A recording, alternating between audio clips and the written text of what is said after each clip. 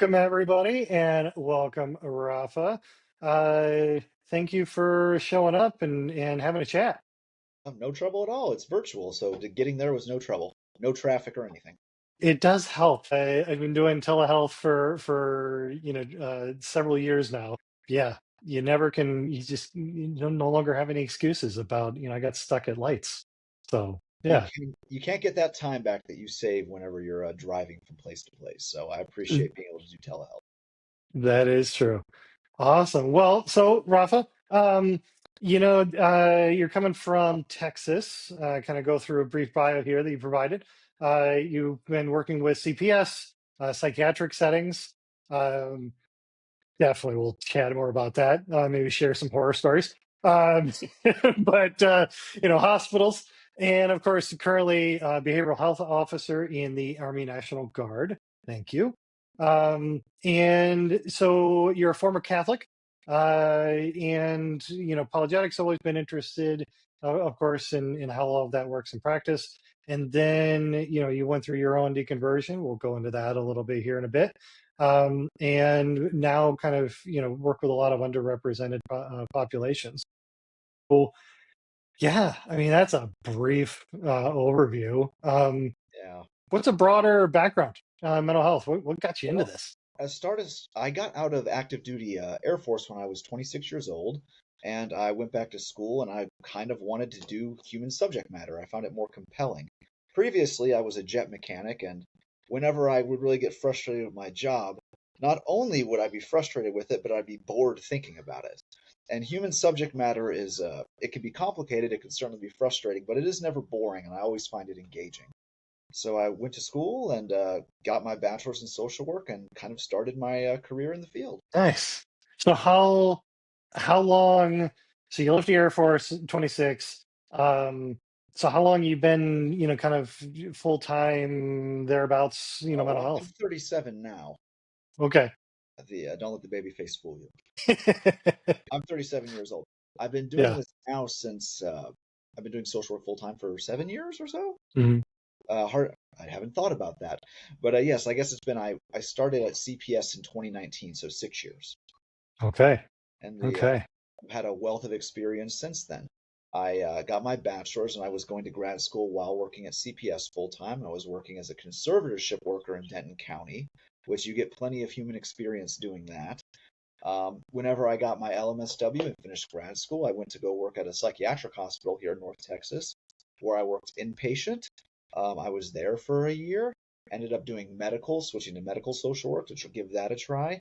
Found it kind of boring and came back to mental health relatively quickly. And I've been working at an outpatient clinic from my 9 to 5 job for the past couple years now, running a PHP program. And I have a private practice as well that I do in the evenings. I don't know any social workers that don't have at least two jobs.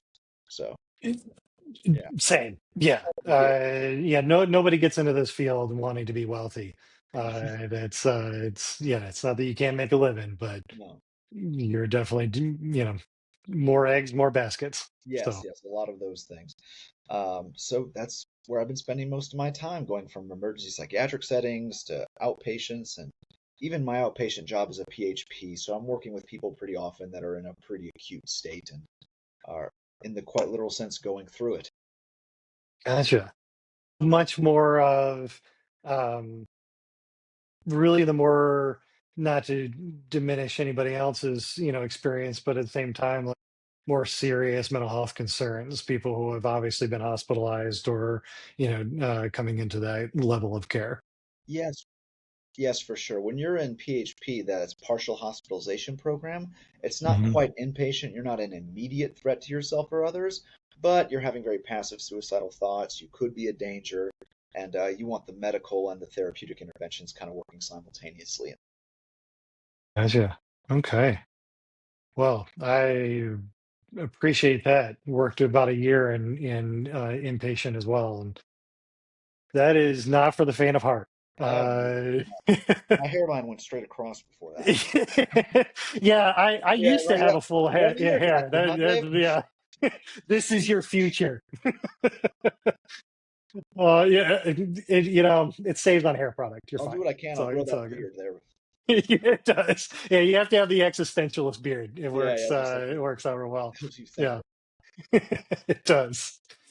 So in working with kind of the PhD program, working with medical, and then of course having your own private practice, how would you describe your style of therapy and perhaps even the psychotherapeutic theories that happen to resonate most? I'm a big CBT proponent. I pretty exclusively do REBT. That's rational emotive behavioral therapy. I love Albert Ellis. I love the candor, the way he talks. I like the kind of simplicity and the complexity of doing REBT with patients. I think it's a little more concrete, and we find a way with most types of cognitive behavioral therapy, in my opinion, to kind of make qualitative things seem more quantitative.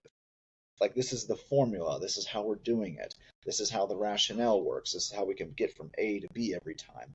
And I've always thought that resonated with me personally, more so than a more person-centered approach, something that's more sentimental. I really have always enjoyed the step one to step two, and the enjoying the directive therapy part of it. So my main focus, I really believe in using CBTs, and I'll throw in things like ACT if I want to talk about your values. I'll throw in some things with DBT for mindfulness and whatnot. But primarily, it's REBT is the format that I use, and that modality's always been something that spoke to me a lot. Gotcha. Did you? All right. So you bring up, I mean, REBT, Albert Ellis. In your education, did you ever watch the uh what was it was a woman, they did these video, it was a The lady in Claire grad or school, we had to watch the movie. yes, yeah. Yeah, he's a whole son of a bitch. I love him. It Yeah, really was. he's he's like, yeah. Well, I think I'm just stressed about that. He's just smoking a cigarette. Like, no, you're not. You know you're not. Like, He's like, nah, I'm just gonna call you out. you're awfulizing. You don't know what you're talking about. He's that's not always the approach, and you can be more No. gentle with certain patients in certain situations. But this is reality.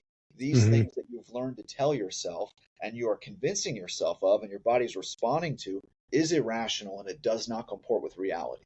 So if you can use that humor and you can develop that really good patient rapport, you can actively dispute with the patients regularly, and you can change their mindsets about things. And I think that's what leads to not just the catharsis of processing something, but changing the mindset so you have the long term change and you can change comprehensively.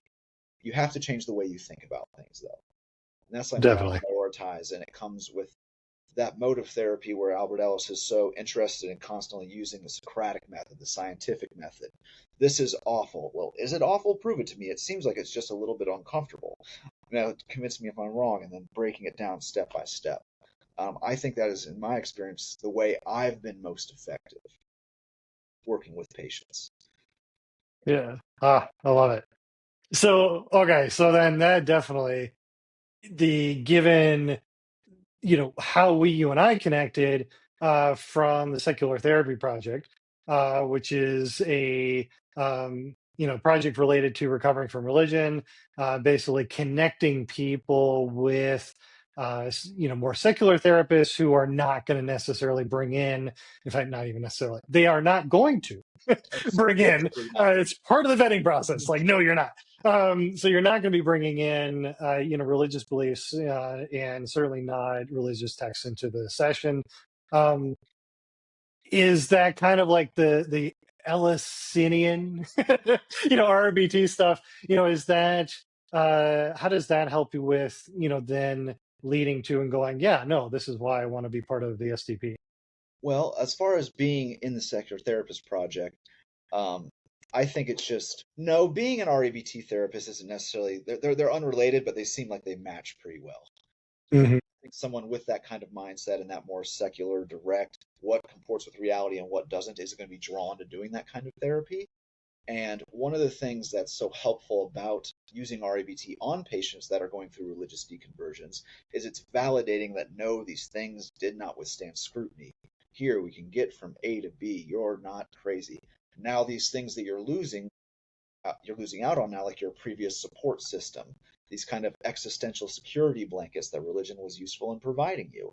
We can move forward and we can have that without these things, and we'll just prove it step by step, and not giving into sometimes the really upsetting hysteria that you feel when you feel isolated from your religion. So, No, absolutely.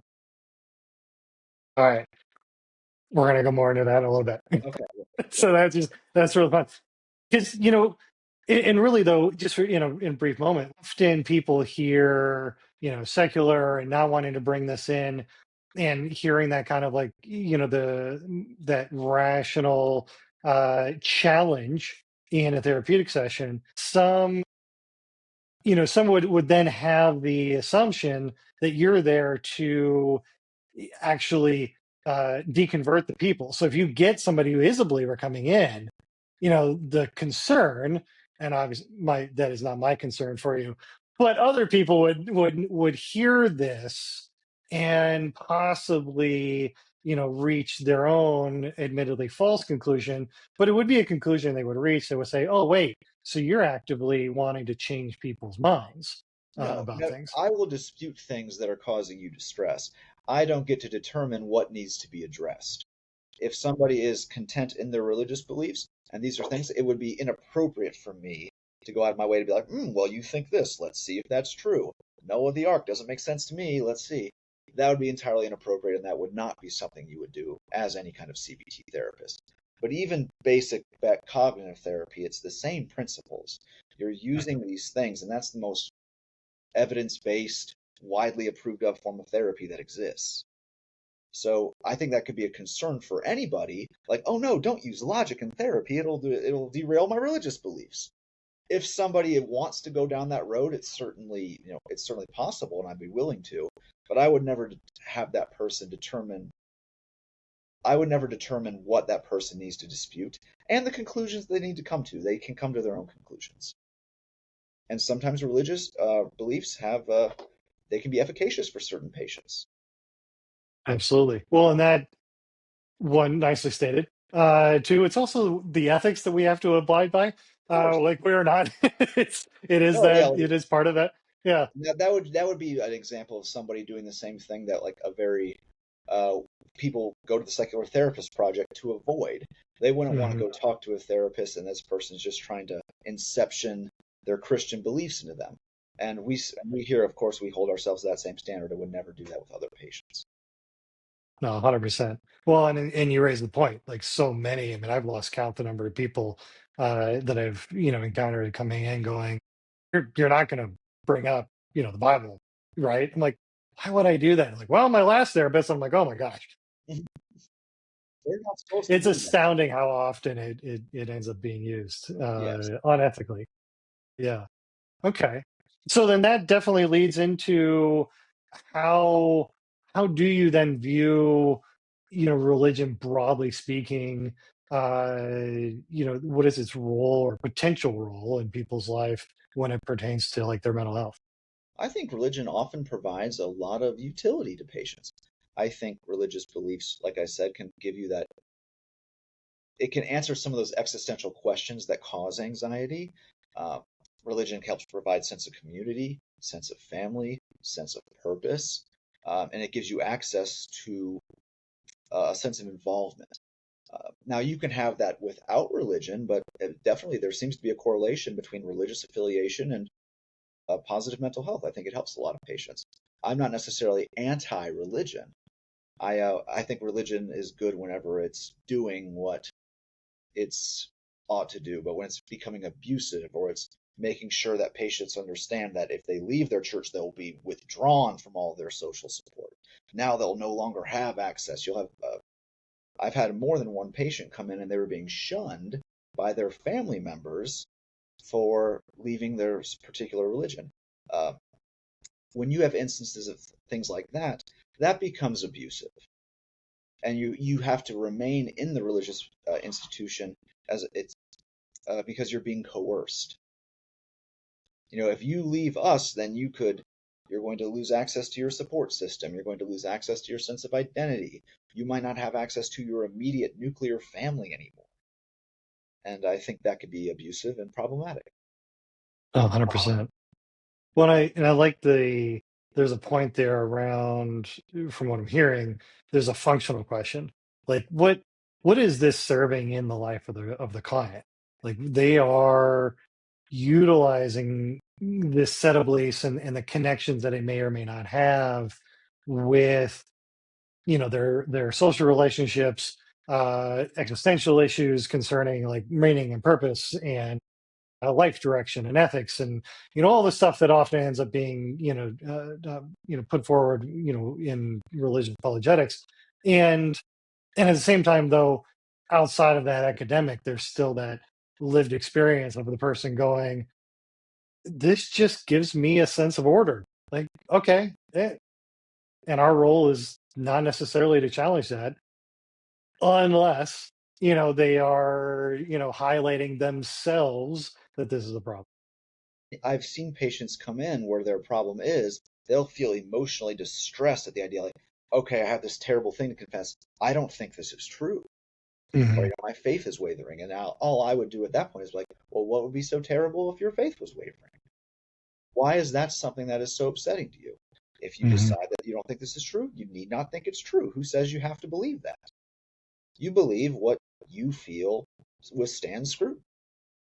And if it doesn't, you don't need to believe something. No one can say you must believe X, Y, and Z exactly as I believe it, or else you'll be, completely ostracized. And that's not a constructive relationship. And that's where that line gets blurred between a functional, healthy social institution and a kind of oppressive, coercive social institution. Absolutely. So then, so this goes right into the next question around, and definitely getting a picture of what this might look like for you. But it's like, so what role do you see the therapist playing in, that client or patients? We're kind of using these terms interchangeably, in their personal development. What do you see your role in?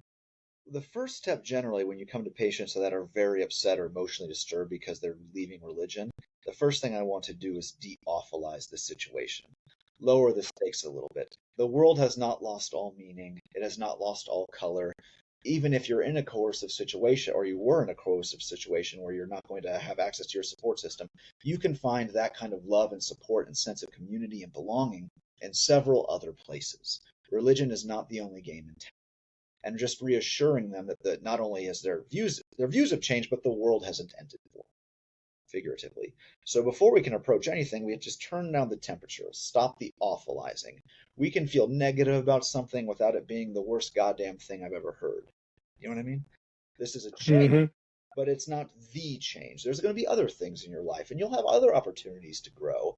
But this pain that they feel that's so extreme is usually because they don't think that they're going to be able to find purpose, community. Their parents won't associate with them anymore. And a lot of times that's not always the case. Right. Right. So then, it seemed then that part of, if not the central part of, what you're saying then that the therapist's role is in helping them see that basically their thoughts are not necessarily the end all be all of how reality functions. There's Yes. that, as Try, you noted earlier, separation. exactly. Try to allow reality to shape your thoughts. Don't try to make your thoughts shape reality. First off, it's Hmm. not going to work. You know, Right. I could think at this lamp all day and it's not going to move an inch. Um, that's different. And then that way, when you don't feel that, you're not. The way I describe things to patients is I call it the Uncle Ben principle, like Uncle Ben from Spider-Man. You have as much power over a thing as you have responsibility to a thing. How much power do you have to make the world look exactly like you want? None? Well, great. That means you have zero responsibility. You have no responsibility to do that. How much power do you have in making other people think exactly the way you want them to think? None? Well, great. You have no responsibility. And I think a lot of the distress is people trying to assume responsibility for things that they have absolutely no power over. Mhm. And that's a gerbil spinning on a wheel. That's exactly right. Well, and that does seem to be the disconnect that people have, is that, eh, call it ego, call it whatever, but false notion of causal relationships, but the end result still ends up being this false notion concerning one's ability to affect an outcome.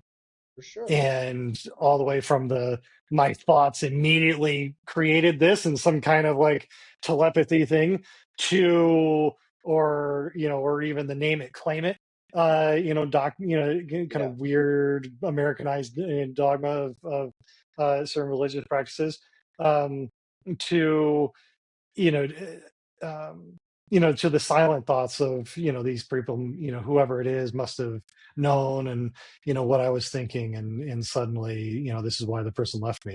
It's Yeah, just. exactly. And think of just with the cognitive dissonance that'll cause. This Mhm. must be like this, and it's not. At the same time, that'll make it, they're like, why do I feel like I'm going crazy? Like, well, you're giving yourself cognitive dissonance. It'll Yeah. make you physically ill. Well, and it's dissonance in the sense of uh you're actively living and thinking in such a way that just isn't accurate. I mean, there's, if anything, there ends up being, raised the functional question before, which ends up being a lack of flexibility. If you're not aligned with how reality is to varying degrees of our, awareness, um, you're trapped. Yeah. Or you could be oblivious and never realize it. That's another thing. You can There's make that that. work. I suppose you Yeah. can make that work, and I don't get to say the way you should make it work, but Hmm. I would prefer to. I want to make a safe space for patients to lower the temperature on this very upsetting, traumatic thing. Leaving a religion can be like, it could be as devastating as a divorce. It could be like losing a loved one. And I want to give them that space and that good, a mindset that this is not awful, that it's nothing says that it must be this way. And no one gets to decide how you should feel right now. Really LSE stuff, the musts, the shoulds, the awfuls. The right. Yeah. Yeah. Minus the smoking. Yeah, But minus yeah. the smoking. Yeah. Oh, Minus. if I could, I would, I'll tell you. My wife made me Yeah. quit years ago, but and it's unprofessional. So yeah. It is a little, yeah, yeah. There is, there is. It's like drinking on the job. Oh, Like, that would be. yeah, this I is think not gonna that be would be helpful. worse. You could probably. I don't think they were allowed to do that back in the day either. No, yeah, I don't think so. I think the only way you can drink and do your job is if you're a comedian. Yeah, But yeah, or you could be a real son of a bitch, one or the other. that would be interesting. Yeah. Oh my gosh. So then it's interesting with just listening. Been a while since really so many people that are come into contact with these days are much more along the lines of um, a real almost non-articulated version of weird psychodynamic to existential questions. There's a vagueness to um, that leads to a, I would put almost a hyper emphasis on, I even used the phrase earlier, lived experience, which I get annoyed with myself sometimes when I use that phrase because I happen to find it largely annoying. But, but it is that kind of like the person's truth is theirs and we're not there to challenge it, and almost as if this it's the entirety of the therapeutic paradigm is merely to affirm the fact that this person is their own expertise in offering that, whereas from what I'm hearing here is that there is, it's not that we're actively trying to get people to convince them of we're right, you're wrong, but there is a, as you put a dissonance. Here you have a set of thoughts.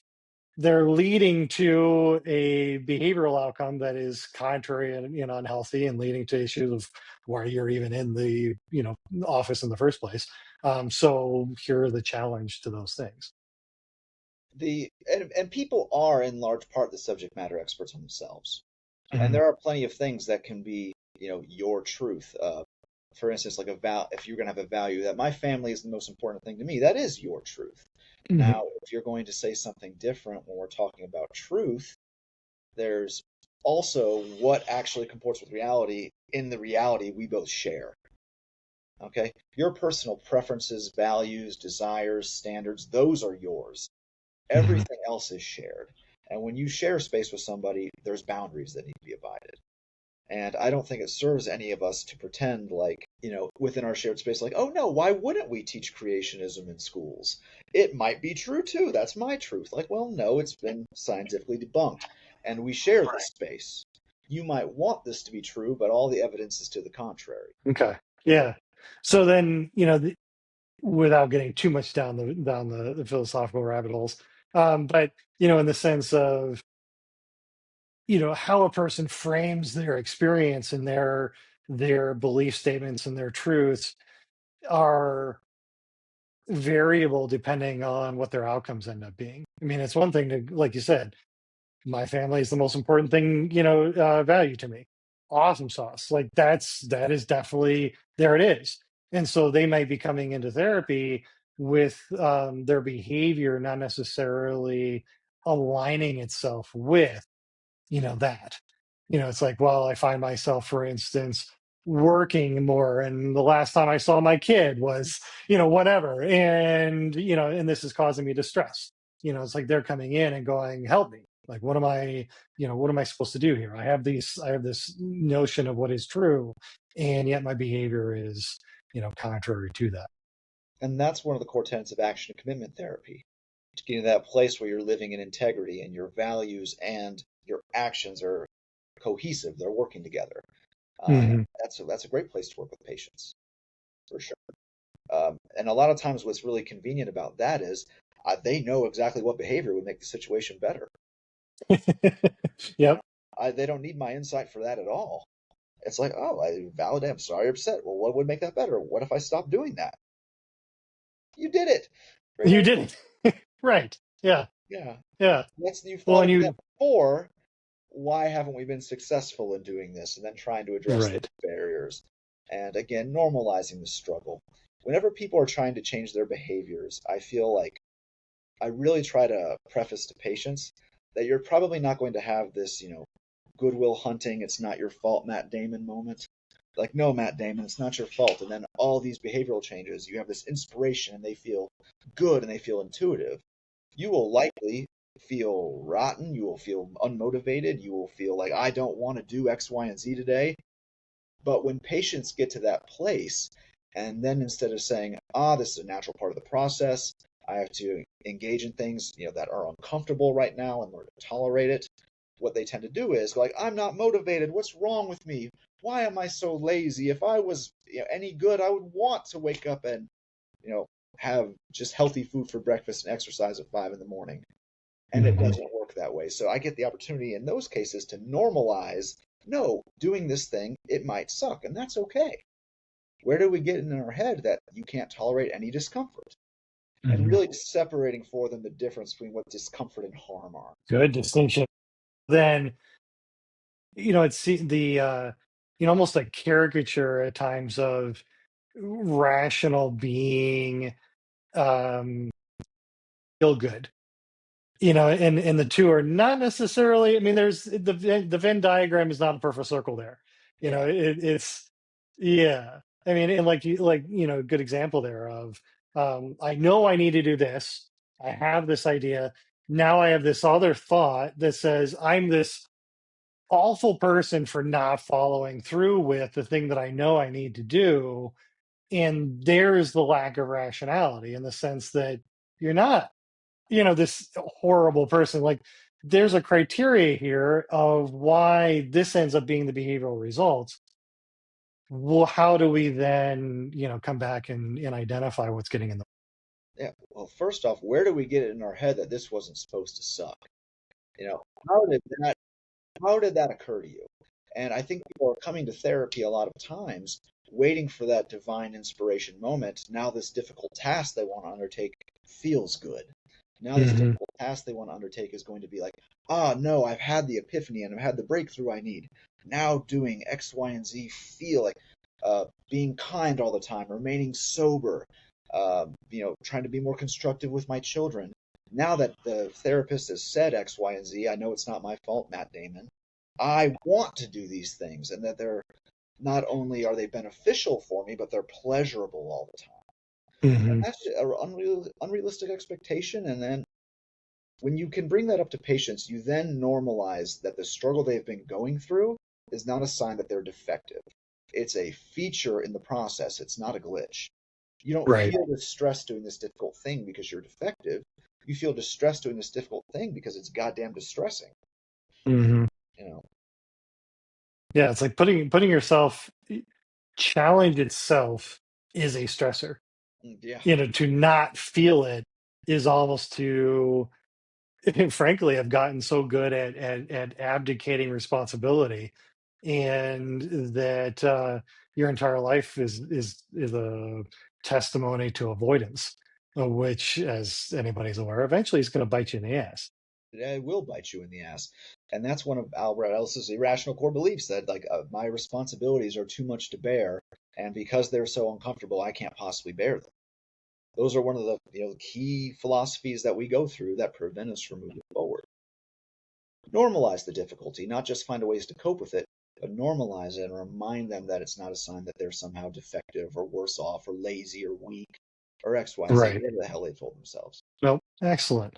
So, with what is when working with clients, and when handling that, what are some of the go-to strategies that you find are often helpful for setting, I'm a big one on homework. So, what's the kind of homework that you're giving people to go home with and Any challenge good that? CBT therapist is doing homework. I Right. I focus on two things. I Yeah. want patients, especially after they've gone through the first couple of weeks and they've done the directive part of it as much as they can, or, Mhm. or enough to get started anyway. I want them every night before they go to bed to do one or two ABC boards. That's like the activating event, my belief about the event, and the consequences of the event. And Mhm. then as they get further on in treatment, and then they'll dispute the belief and form the effective new belief later on. But every night, one of the first barriers I find is they struggle to be aware of what they're thinking all the time. What's intuitive to them is they do something happens, and then they feel something and behave away. So I want to kind of train that muscle to be aware of what is going on in your head. Write it down. And then the act of writing it down is teaching them, like, okay, I'm thinking this. Okay, I'm thinking this. And that's the first step to be able to change our thoughts is know what the hell they are. You know? Mhm.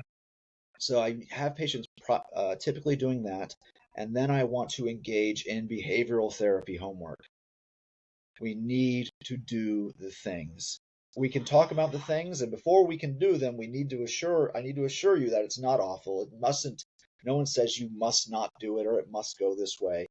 Um, I want you to I use what do we call it? Shame attacking techniques. So if I've had a patient who a lot of social anxiety about her appearance, was very distressed about even going to things like the supermarket because she's afraid people are going to be looking at her. Like, well, what if I do? People are looking at me. They'll be perceiving me negatively. They're going to be pointing out all the time, like, oh my gosh, what is she doing here? And she would mind reading into those negative thought circles and would prevent her from leaving her apartment. So there's two approaches here. I could point out, and I did point out to the patient that she can't read minds. She has no idea what people are thinking.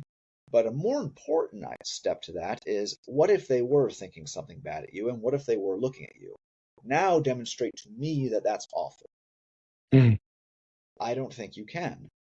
Well, here's what I want you to do. Go out into a grocery store, take out Fruit of the Loom, just white t-shirt, and write "look at me" across the back. Go to the grocery store. But people will look at me. Yes. And what's going to happen? Record it, that nothing goes on, and then reward yourself. Create that kind of positive reinforcement when you've done the difficult things, so we can, re-Pavlov your brain a little bit to not feel so damn distressed at this. I'll tell patient, do this difficult behavioral therapy homework, and then maybe give yourself a piece of chocolate or something like that to get that dopamine going. But then changing the way you think, and then when you're changing your behavior, I don't know if there's a way you can comprehensively not feel very changed when you're thinking differently and behaving differently. Generally, that leads to positive results. 100%. Well, and that's where, from the sound of it, then you're really bringing in um, a kind of very controlled exposure type therapy.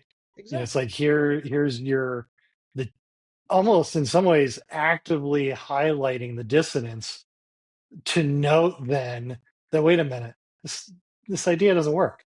Like when you actually challenge it, rather than letting it just sit in here in the head. It's like when you actually put it into practice and go, wait a minute, this is not actually what's happening. It doesn't Yeah, happen at all. And no, you see that a lot, like, and the way people I think generally will first experience this is if you're a young man and you're trying to ask a girl to homecoming or something like that. When we were kids doing that kind of stuff, you felt nervous, and no amount of rational emotive behavioral therapy is going to make it so doing this difficult thing doesn't feel nerve wracking. But there was a big difference between you would do that when you were 15 and then when I was 25, because I had more experience. I had exposure to it. I knew even if the worst case scenario happened and you were rejected or someone wasn't interested or they gave you a look like, ugh, even if any of that happened, nothing would happen to me. All of my perceived feelings about these things were I was doing to myself by telling myself, "Oh, if they reject me, that means I'm no good. Oh, this is a direct reflection of what my value is." And trying to get other patients to learn that in a variety of different ways. What if somebody does look at you at the grocery store? What if you do look ridiculous? What if you do, the waiter looks at you funny because you order an alteration, but that's what you want? I had one patient go to I actually got this from the Ellis Institute's website. Go out to breakfast and order a 2 egg entree, get one scrambled and one over easy. Just so the waiter's like, what? They're annoyed with you. Like, but they'll be annoyed. I'll be like, yeah, what happens? What's so damn terrible about someone being annoyed with you? It'll be okay. Lower the nope, temperature, lowering the lower emotion. the temperature. Yep. Well, and I can't help but bring to mind the fact that the uh, when working with people who have left particularly high control or authoritarian style religious or other forms of ideological structure, that right there is part of the issue. It's so much of the control because it doesn't actually exist Hmm. or can't exist outside of a highly controlled social environment like a full-on like cult commune. But Yeah, most of the times those don't exist. So much of the control ends up being this internalized belief structure of if I do X, Y is inevitably going to happen. And that right there ends up being part of the process. And really, this is not any different. It's just the content changes, absolutely. in other people's lives. Yeah, yeah, absolutely. Being able to have this really control, even if you are in a commune, even if you are in a completely isolated commune, it's almost impossible to keep people from within that commune from sharing different ideas or expressing doubts at occasion or expressing dissatisfaction with X, Y, and Z. There's this illusion of control, and we try to spend so much time controlling the stuff we can't control that we lose in, the ability inwardly atrophies to do the things we can control. And we can control what we think. And Mhm. then that gives us more appropriate and more useful negative emotions as they come. And when we have more appropriate negative emotions, our behavior is much easier to regulate. And when our behavior is well regulated, shit tends to go better. Does. So, and then, yeah, no, well, and that's, it's interesting because the tendency that I often hear, particularly people coming out of religious contexts, is that the experience is somehow unique. The unique in the sense of almost in not in the sense of being individualistic, but because that's obviously true, but unique in the sense of somehow divorced from other people's struggles. And what I found is part of that demystification and the lowering of the temperature, to use your language, is to go, yes, here are the struggles that you went through, and functionally speaking, they're not any different. Like the mechanisms that lend themselves to this kind of um, self-reproachment and false responsibilities are not really all that different than what almost everybody does at any given time of the day or throughout their lives, where they're going, here are the consequences I believe are going to happen or are happening, when in fact the reality is neither are true. And being able to normalize that at first, especially when you have patients leaving religion. First off, Mm, they may be the only person they've ever known going through this, and it's certainly the first time they've gone through this. They're going right. through these kind of ideas that, and their support system's often telling them that they're bad for doing it, or they're not, they're getting this negative feedback. So, like you said, normalizing it, like this is your first time doing this, but this has been done. You can Hmm. do this. Don't get this idea here that your situation is somehow so uniquely defective that any of the tools we have, they can't possibly work because they would work for these people that were not near as bad as you. It doesn't work that way. Right. Kind of Yeah. alleviate that stuff, and it's try to reassure them at that point. Um, and I see that a lot when people are leaving religion. Just this need to normalize having these doubts and assure them that having these doubts or questioning things hasn't made them terrible. It doesn't make them no good. They are not letting down everybody by growing, essentially, Mm. by learning new information and following it where it leads. That doesn't reflect negatively on them, and that's not a character defect. And to in fact engage, drawing a bit from a personal construct philosophy, where the engagement in challenging one's view is almost like a human scientist. It's like I have this hypothesis of how things are.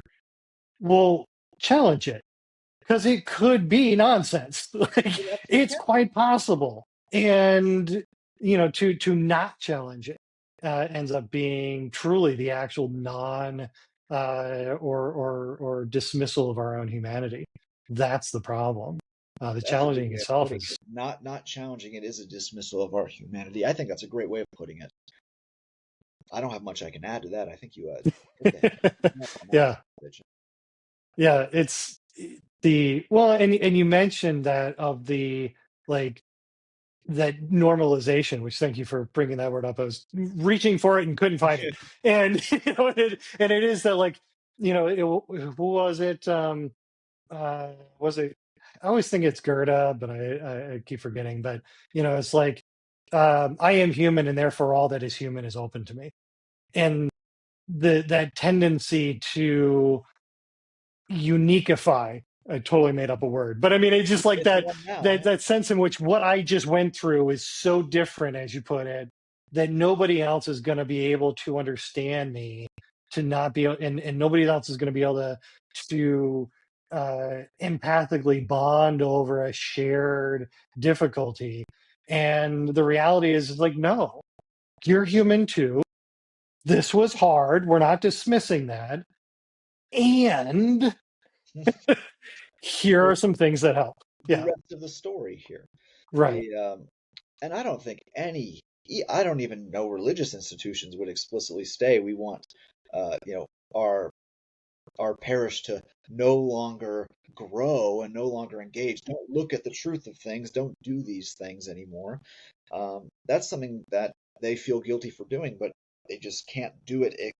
They can't do it honestly in that setting anymore because sometimes they've outgrown it or they're thinking different things. And that's what things like the Secular Therapist Project are so good for. Oh, wait, there's a program for this? This must exist outside of me. If it wasn't just me, why would there be, 1,000 therapists on this damn website? Right. Yep. Yep.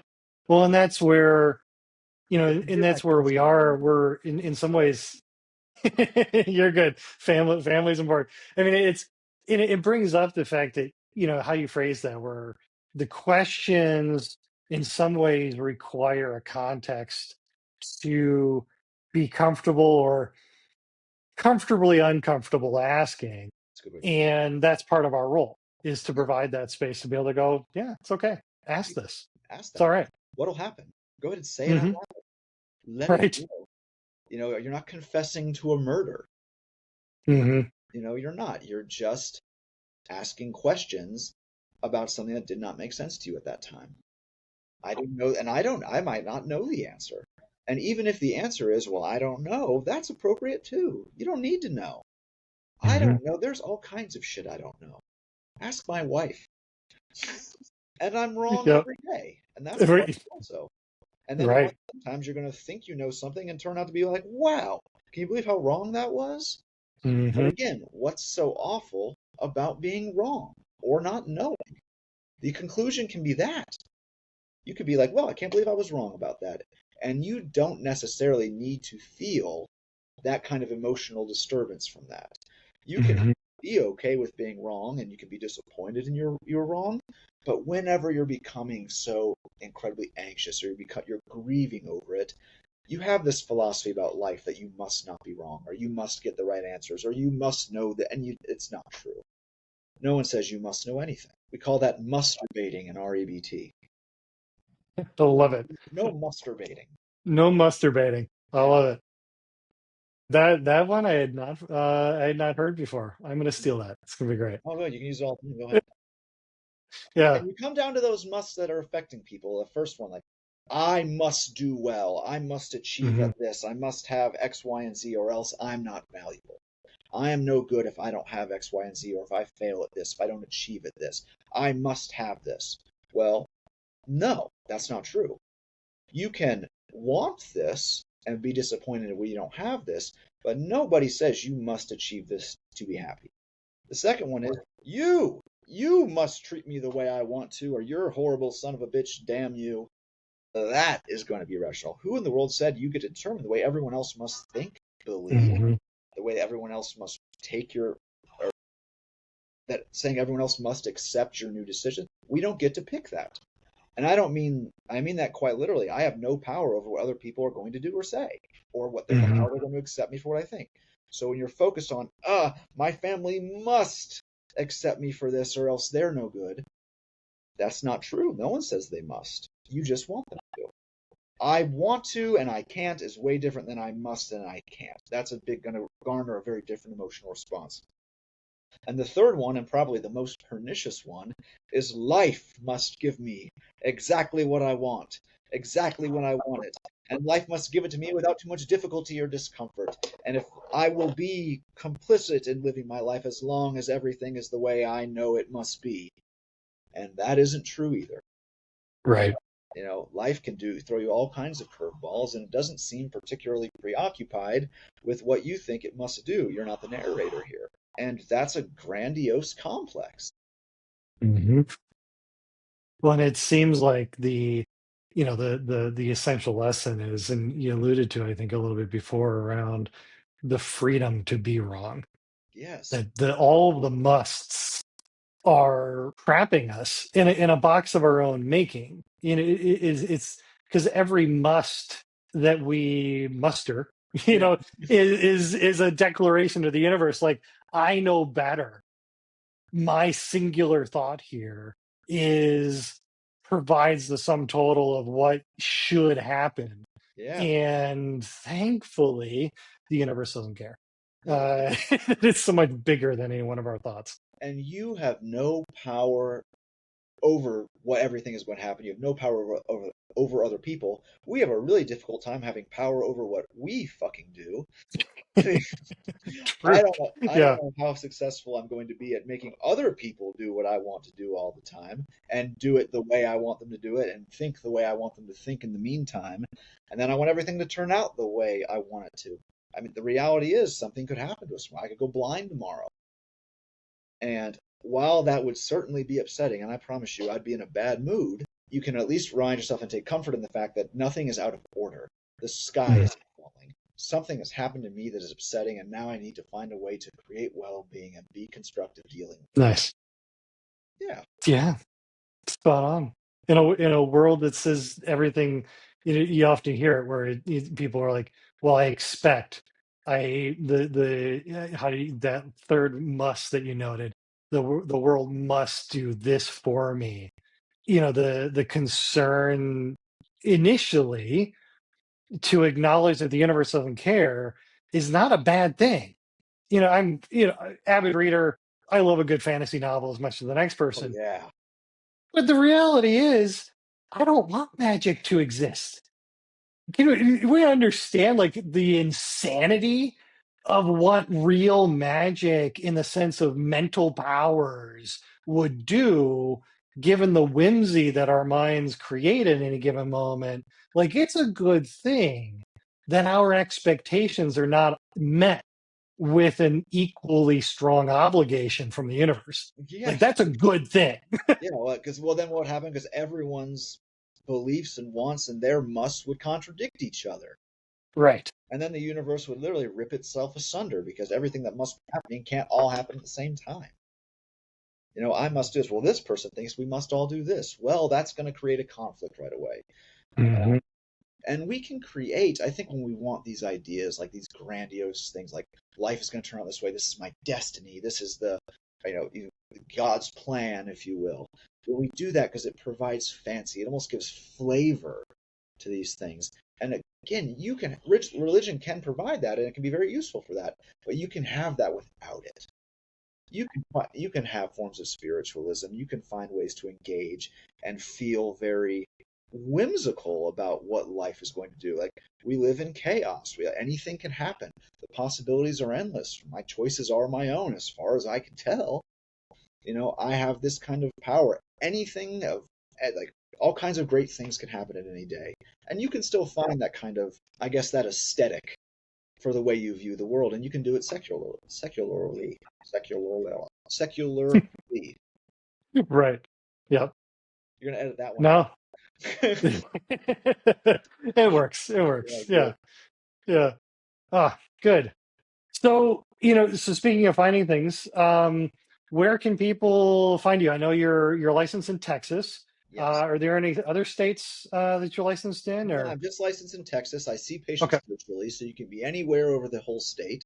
I'm primarily, best place to find me is Psychology Today, and of course, find me on the Secular Therapist Project. right? All right. Awesome. Well, Rafa, I this was fun.